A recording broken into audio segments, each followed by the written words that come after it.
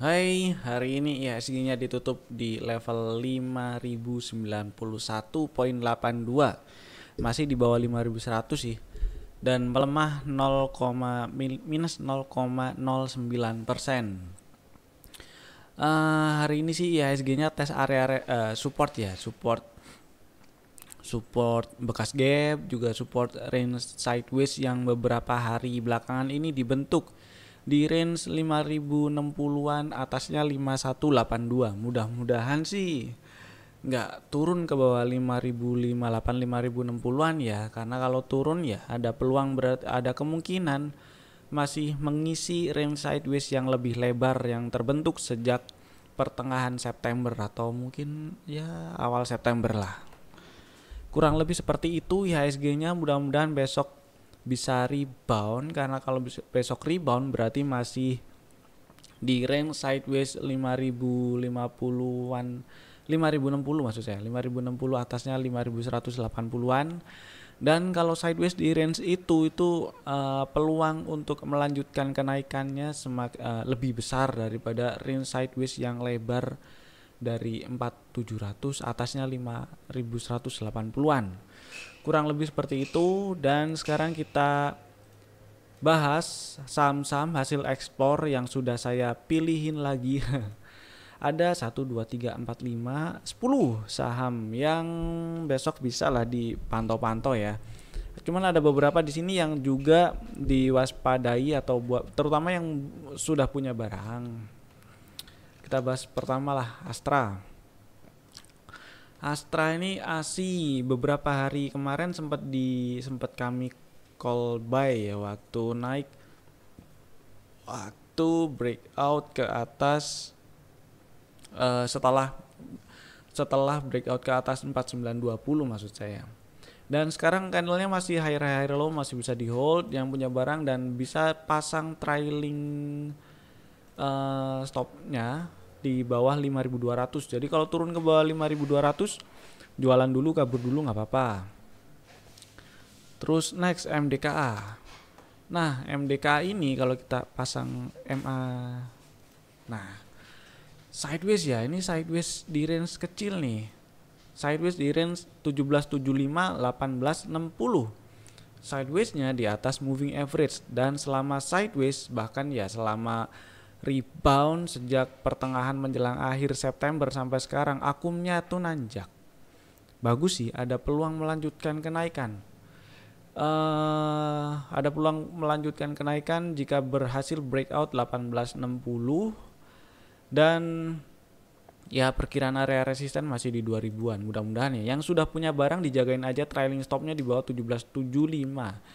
Yang pengen beli coba lihat besok. Mudah-mudahan sih melanjutkan kenaikan ya, ekspektasi saya itu. Terus BRPT juga hari ini breakout fraktal 925, tutup di 945. Bagus ya, hari ini akumnya juga spike hijau sih, meskipun baru satu kali, tapi ini juga bisa dijadikan strategi trading. Kebetulan ada inside bar pattern yang belum di breakout juga di hourly-nya. Nih saya set hourly aja. Nah, terus buat besok ya, kalau naik ke atas 945, bikin high lagi, boleh beli.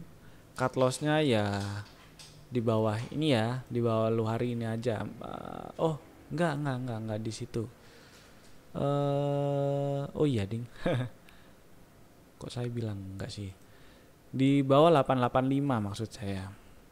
Nah, memang agak jauh sih kalau kita ukur ya, dari harga 945 ke 885 itu aja lebih dari 6%. Tapi jika money manajemennya itu diatur sedemikian rupa, dan ya diatur lah ya, supaya kalau ternyata kena apes nih, kena resikonya turun ke bawah 885, itu lossnya nggak terlalu banyak. Ini akan jadi strategi yang menarik karena perkiraan area resistennya di kisaran 1100-an.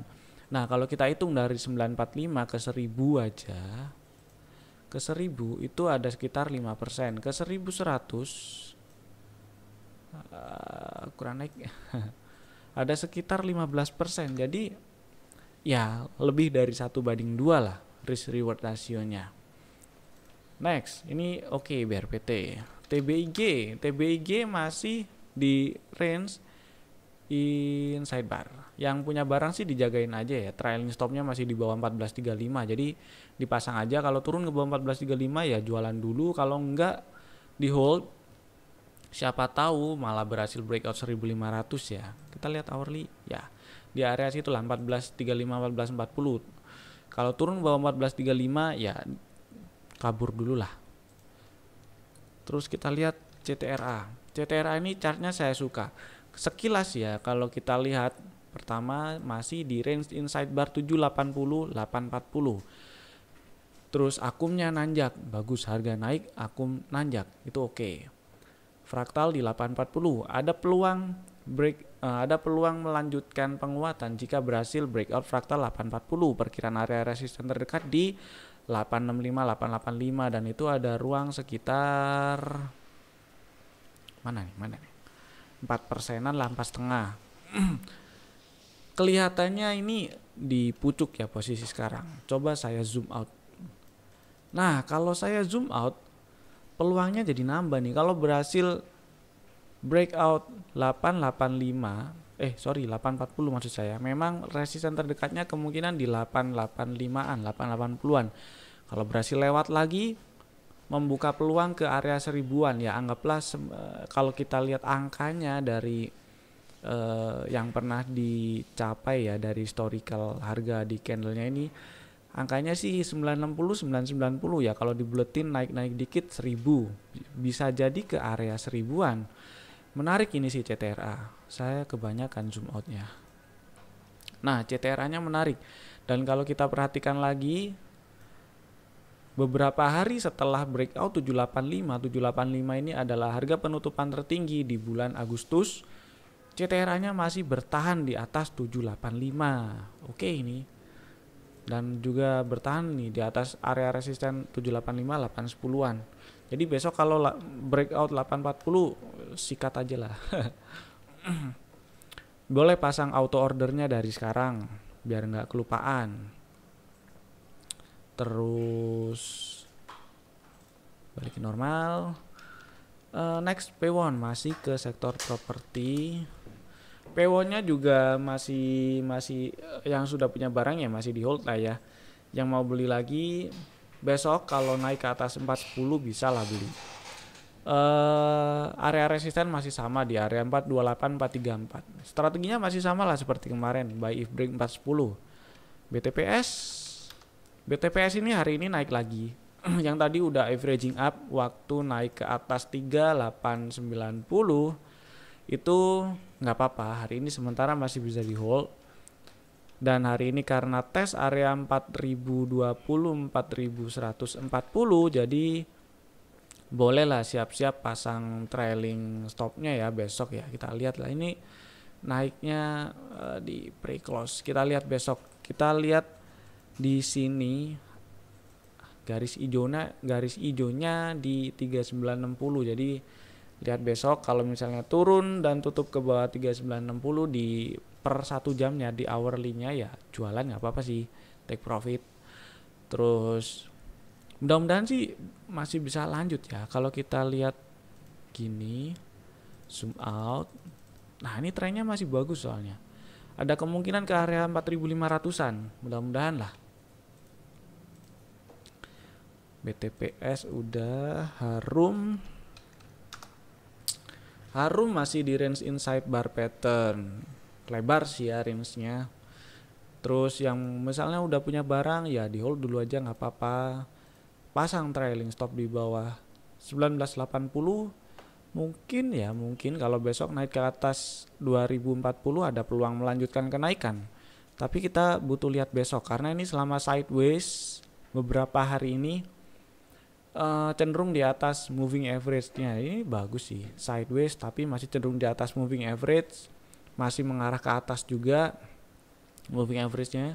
Jadi masih terbuka peluang untuk melanjutkan kenaikan. Tapi ya tunggu breakout ke atas 2040 dulu. Kalau besok break, kalau enggak ya biarin dulu. Terus hoki kita lihat. Hoki ini lebih ke yang sudah punya dulu aja. Yang sudah punya barang dijagain, masih sama trailing stopnya di bawah 835. Yang mau beli kita lihat besok. Kalau kita pasang moving average ini masih oke sih ya. Sideways-nya selama beberapa hari ini masih cenderung di atas moving average, dan moving average-nya masih mengarah ke atas. Jadi bolehlah besok. Kalau besok si botnya nge-call suruh nge-buy hoki, boleh diikutin sih. SMRA. Nah, Sumarecon ini hari ini candlenya menarik ya. Saya suka. Terus ada tanda-tanda kayak mau rebound dari area moving average kayak gitu kira-kira. Terus strateginya buat besok itu bisa mana ya tadi ya. Nah, ini bisa buy if break 660 dan cut loss-nya di bawah 615 sih. Memang agak lebar ya. Kalau kita ukur dari 660 ke 615 itu lebih dari 6%, malah hampir 7%. Dan area resisten pertamanya hanya di 705. Ini kalau kita lihat dari perspektif ini aja. Kalau kita zoom out lebih. Nah, kalau kita zoom out segini aja, ada peluang ke area 800-an jika berhasil breakout area 700 705. Jadi SMRA masih bagus untuk diperjuangkan. Oke, itu 10 saham pembahasan 10 saham pilihan hasil ekspor dari AFL dan sekilas tentang market hari ini tadi. Itu dulu dari saya, jangan lupa stay safe. Sampai jumpa di video-video kami berikutnya dan bye-bye.